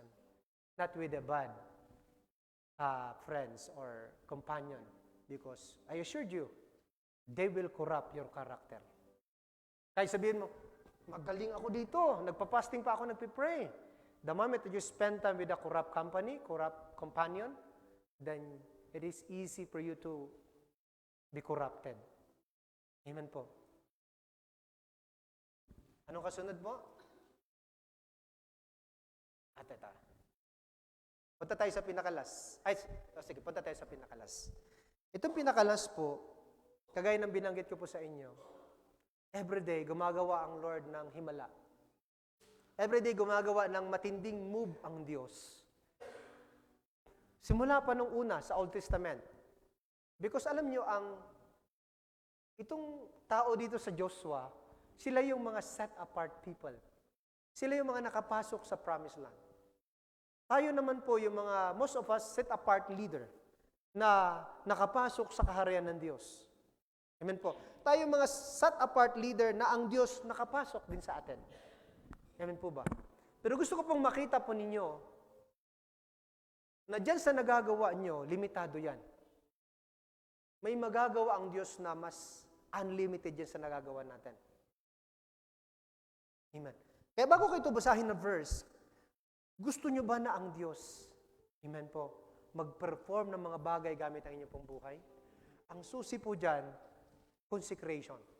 Isi-set apart natin yung ating sarili, amen, na hindi ko hahayaan na yung makuntimin na uli yung katawan ko, makompromise uli yung katawan ko, isi-set apart natin sapat I want God to channel my life. I want Christ to channel my life. Sa maging kabataan, dalaga, binata, o sa mga may asawa. Alam nyo, sa mga may asawa, madaling mag-consecrate. Sa totoo lang. Like, I give you an example. Kasi nabasa ko ito one day ago. Sa mga mag-asawa, kung gusto nyo mag-consecrate, simple lang. No sexual intercourse. Pag nag-usap kayo, 2 days na consecration, wala mo na yan. Kasi I'd like to spend with God. Hindi, walang break doon. And then, spend time with God. Madaling mag-consecrate. Ang mga kabataan, mahirap. Bakit?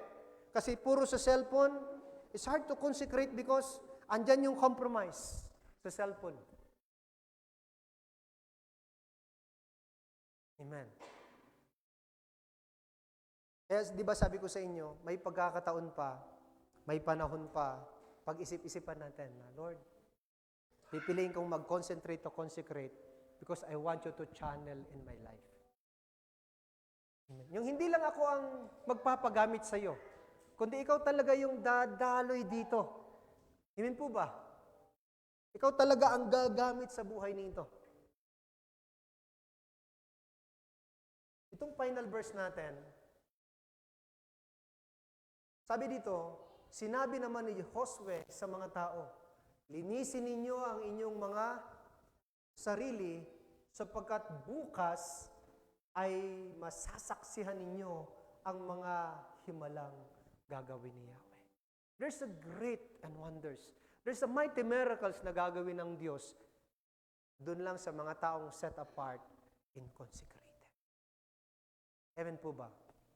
Ngayon malapit na po yung ating anniversary. Maybe we decided to be used occasionally. At least decide to consecrate.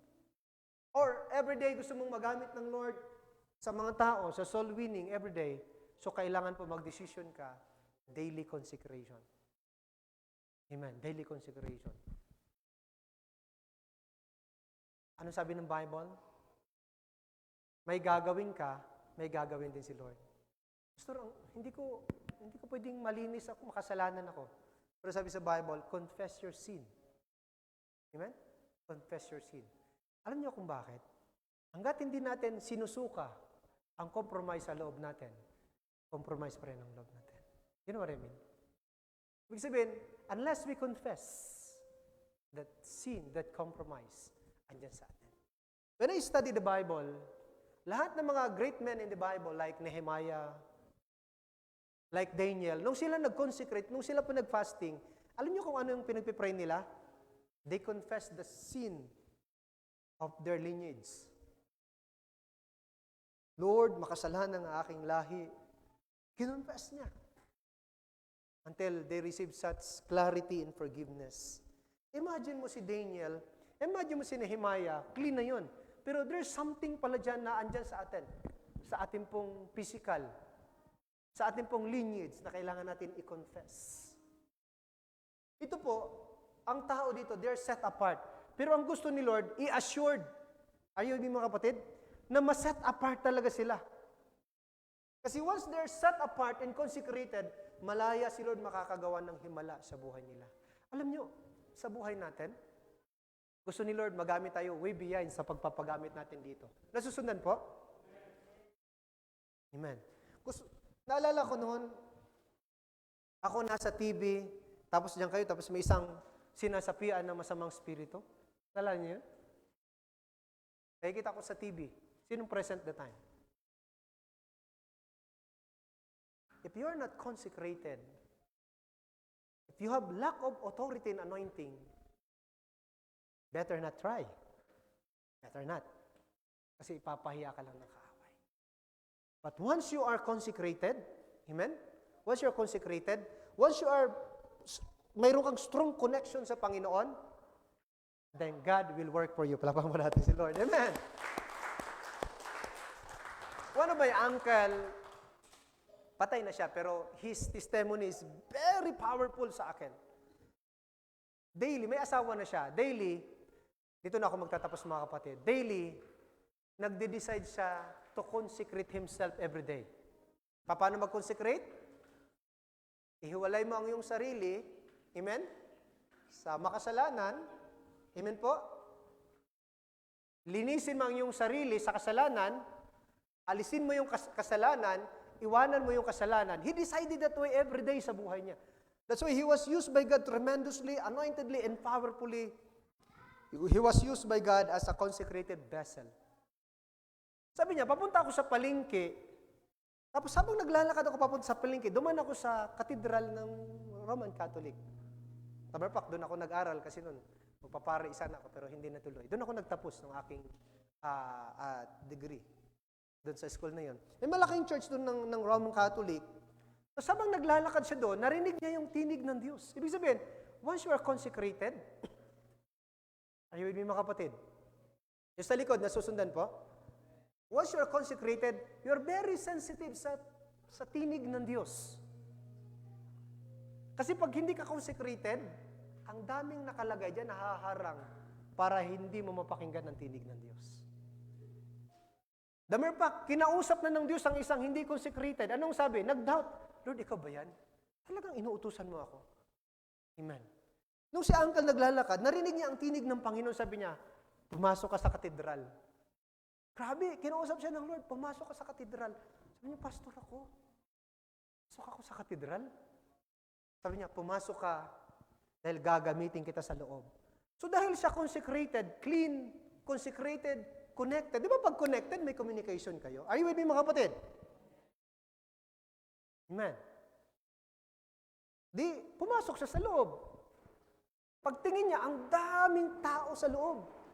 Ang iba, pagod na, tapos merong babae doon na nagwawala. Talagang nagwawalang babaeng ito. Tapos, andon this is true to life story. Very historic story ito. Andon si father, andon si sister, yung madre, talagang basang-basa na ng holy water yung babae. Lahat na ginawa nila. Pero yung babae na sinasapian ng legion spirit, ibig sabihin ng legion, maraming spirito, hindi talaga na-cast out. Tapos pag usyuso niya, kasi sumusunod siya sa Lord eh. Connected, consecrated, connected, may communication sa Lord. Pagtingin niya ng ganon, sabi ng Lord, ikaw ang mag-cast out, ikaw yung gagamitin ko.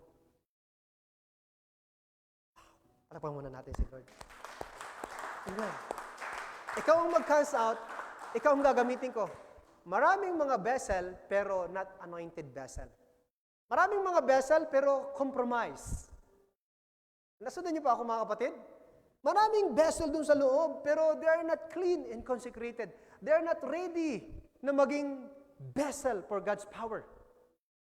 So sabi ng Lord sa kanya, ikaw Ronnie, ang magka-cast out. So dali-daling pumunta ang aking uncle, at sabi niya, sino ka? Tinanong niya agad yung babae na sinasabi ng masamang spirito. Parang ganyan, sabi ng babae, I am Legion. Sabi niya, Legion, I command you, in the name of Jesus Christ, out in Jesus' name. Suddenly, yung babae na nagwawala, hindi na mahawakan eh, hindi makontrol. Suddenly, lumapag sa lupa na parang patay at wala na yung masamang spirito. Palapakan po natin si Lord. In that day, merong mga reporter sa radyo, andun sila. Kasi nga, yung babae na yung galing pa yung sa school, isang college school, Osmeña College sa amin sa Masbate, galing siya doon. Lahat, hindi ko makalimutan yung kwento nun eh. Sabi nung mga binatilyo, kasi magandang babae yung sinapian ng masamang spirito eh. Sabi niya, nasaktan kami Brad, pero nakayakap naman. Sabi ko, loko talaga yun.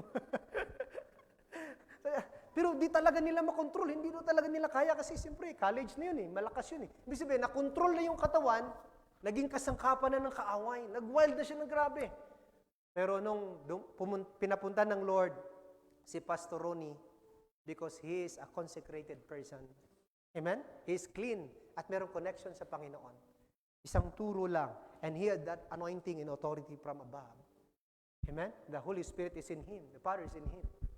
The power is in him. Isang command niya lang, lumabas. Because there's an authority and anointing meron sa kanya. Lumabas. Maya-maya, sabi ng mga reporter, Father, paano mo na palayas yung masamang spirito? Sabi niya, I'm not father, I'm simply brother. Palakpan po natin si Lord. Ayan po ba? Amen. Amen. Hindi mo kailangan pagmayabang kung sino ka. Hindi mo kailangan pagmayabang kung reverend ka, o bishop, o father, o pastor, o assistant pastor, or mukhang pastor, o papapastor. All we need to do is daily, we need to decide to consecrate daily. Amen? To decide to consecrate daily. If you decide to consecrate daily, you have the anointing and power. Amen po? You have the authority sa loob ng pamilya mo. Ang iba, ang kanilang authority, asawa ko magpasakop ka. Hindi authority yan. Amen. Try to consecrate. Connect with God. Sa loob ng church, kami pastor, sunod kayo. No. Ang focus dapat natin lahat, consecration. Amen po. Clean life. Consecrated life. Para maka-channel po. Ngayon, sabi sa Bible, naghahanap ang Diyos na kanyang dadaluyan. Ang tanong ko sa inyo, handa ka ba? Nagde-decide ka ba ngayon na maging daluyan ng Panginoon? Sapagkat every day, there is a divine miracle na gagawin ng Diyos. Every day, there is a mighty miracle. There is amazing thing na gagawin ng Diyos. Amen po ba? Kabilang hamon sa atin, look at Moses. Anong sabi ng Lord kay Moses? Alisin mo ang iyong sandalyas. Kasi meron yun sa buhay natin na kahit saan-saan dinadala natin, ang gusto ng Lord, remove it. At sabi ng Lord kay Moses, narinig ko ang aking bayan, ang kanilang paghiyaw. Gusto ko silang tulungan. Gusto ko silang abutin. Kung ikaw si Moses, edi wow, sige Lord, go. Are you with me? Pero ano sabi ng Lord? I need a vessel. Kailangan kita. Ikaw yung palakpakan muna natin si Lord. Susundan niyo po mga kapatid? Gusto ni Lord iligtas ang bayang Israel, pero kailangan kanya.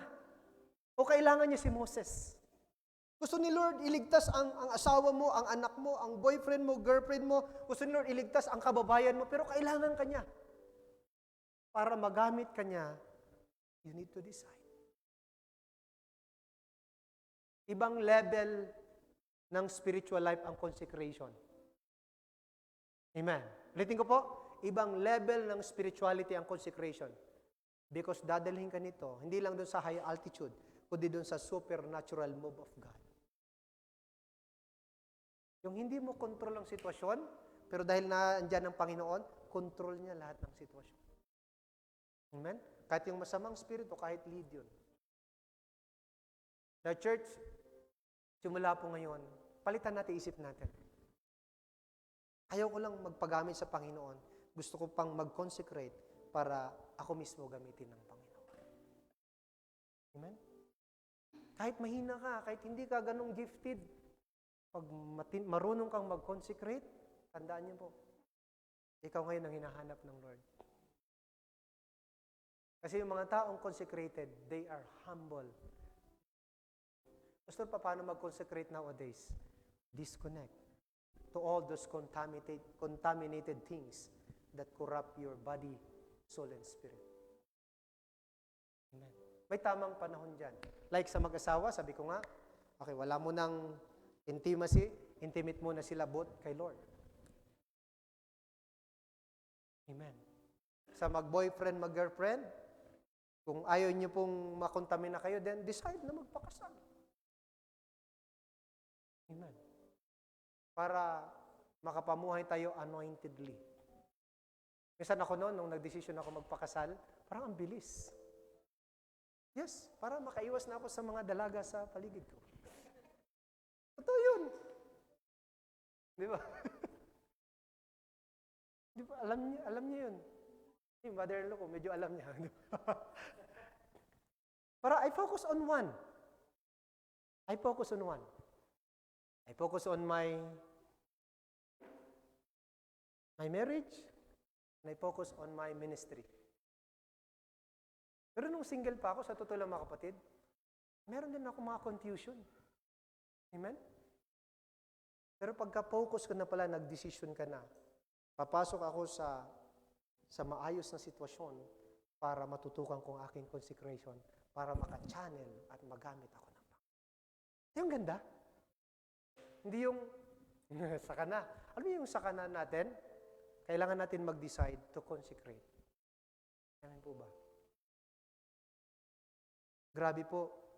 Ngayon, ang hinahanap ng Panginoon, isang consecrated na politician. Ang hinahanap ngayon ng Panginoon, isang consecrated na tatay at nanay. Ang hinahanap ng Panginoon ngayon, isang consecrated na teacher.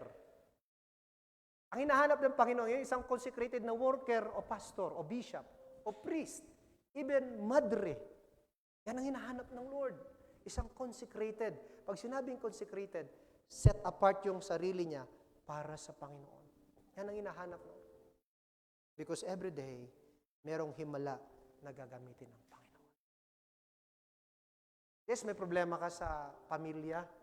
Problema ka sa ka-church mo, mag-consecrate ka lang. Dadaluyan ka ng Panginoon. Pwede bang tayong lahat ay lumuhod sa harapan ng Lord and let us humble before God. At ngayon po, bago natin lisanin ang lugar nito, I want you to confess before God. Confess your sin before God. Ask for forgiveness. He is holy and just to forgive your sin. Hindi mo kailangan isigaw, hindi mo kailangan iiyak. Just confess before God. Sa pag-alis natin sa lugar nito, we're connected, we're clean, and consecrated. Meron kang choice to decide right now.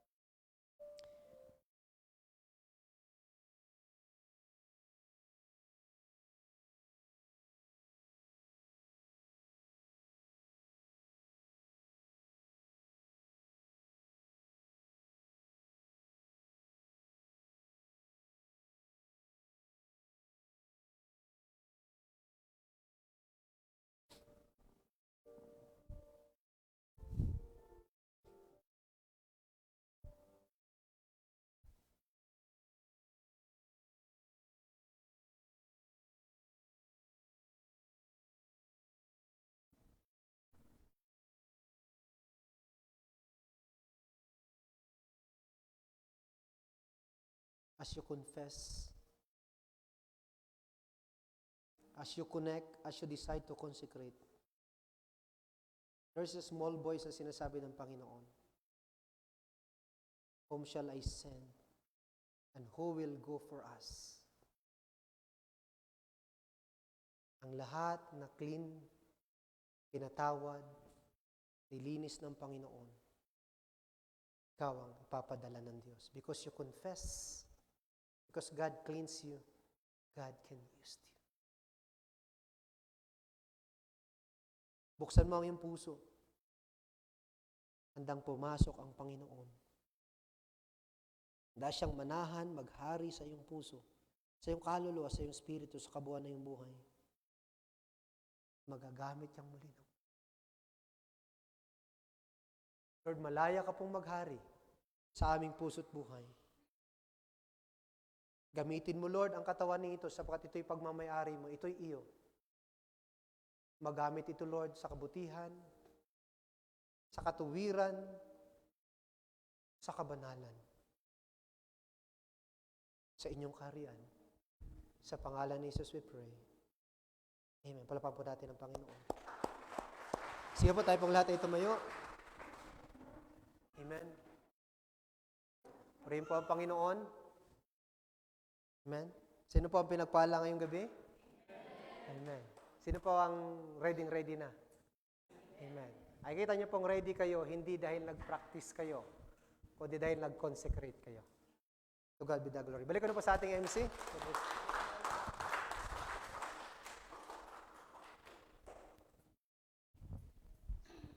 Salamat po, Pastor. Grabe, grabe, grabe. Grabe po, ano? Talagang idiniin. Amen po ba? Talagang binigay po ng ating Panginoon yung salita niya na talaga pong dapat po tayong magkaroon ng consecration o consecrate po sa ating pananalangin everyday at magkaroon po tayo ng decide sa ating puso bilang daluyan ng ating Panginoon sa kanyang salita. So ngayon pong gabi, bumalakpak po ang lahat ng na-bless. Amen. Hallelujah.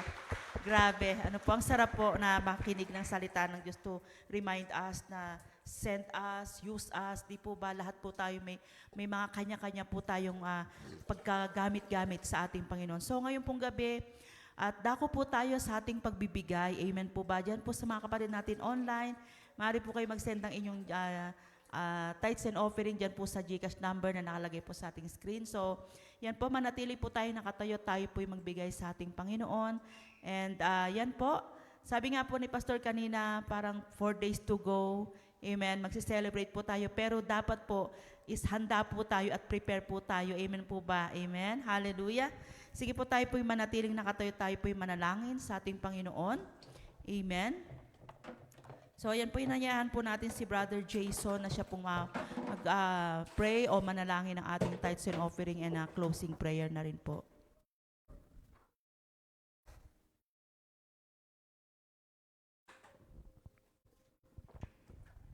Hallelujah. Bago po tayo magtapos sa ating gawain, tayo po muna yung manalangin at sa ating ikapo po. Amang banal Lord, we thank you again, Father God, for the opportunity, Father God, na kami nakapakinig, Lord, na yung salita, Father God. Lord, salamat po, Father God, na kami ay narito, nag-invest ng time, ng kalakasan para makapunta, Lord, sa bahay samba na to, Father God, at sa mga kapatiran po namin online, Lord, na nakapakinig na yung salita. Lord, may this word, every word that we hear, Father God, maging revelation, Lord, sa aming buhay. Itong katawan na to, Father God, ay hindi namin pag-aari, kundi sa inyo lamang, Father God. And Lord, may your Holy Spirit, Father God, pour on us, Father God, na hindi ito, Lord, magkaroon ng compromises, Lord, sa aming mga buhay. At itong katawan na to, Father God, ipapagamit namin, Lord, sa inyo lamang, Father God. And Lord, may this body, Father God, may nourish, Lord, sa mga napakinggan po ng salita, Lord. Gamit ang aming buting pastor, Father God, na, Lord, patuloy niyong ginagamit na daluyan, Lord, ng iyong salita, Father God. Lord, may declare, Father God, anointing continuous and a double portion of anointing sa kanyang buhay, Father God, na siya ay maging channel, Lord, ng iyong salita, Father God. And Lord, sa mga kapatiran po namin na rito, Father God, sa church, na naglaan po ng oras, Father God, Lord, and we always pray, Father God, na Lord, hindi ito is a waste of time, Father God, kundi ito ay para sa amin, Father God, na Lord, lahat ng aming napapakinggan ng salita, lahat ng mga revelation, Lord, na nagbibigay sa amin, Father God, is, Lord, may this, Lord, Father God, na tumanim, Lord, sa aming mga puso't isipan, Father God. And Lord, sa mga aming mga ikapo, Father God, Lord,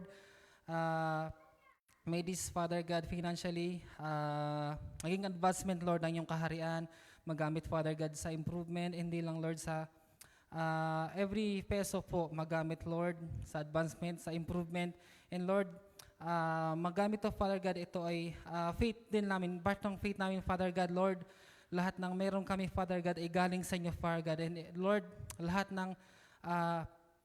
ng ito, Father God, Lord, ay galing sa inyo dahil, Lord, kayo ang source. Because you are the source of everything, Father God. Lord, walang ibang iaangat kundi ikaw lamang, Father God. And Lord, sa gabing ito, kami ay uuwi, dala-dala ang mga salitang ito, Father God.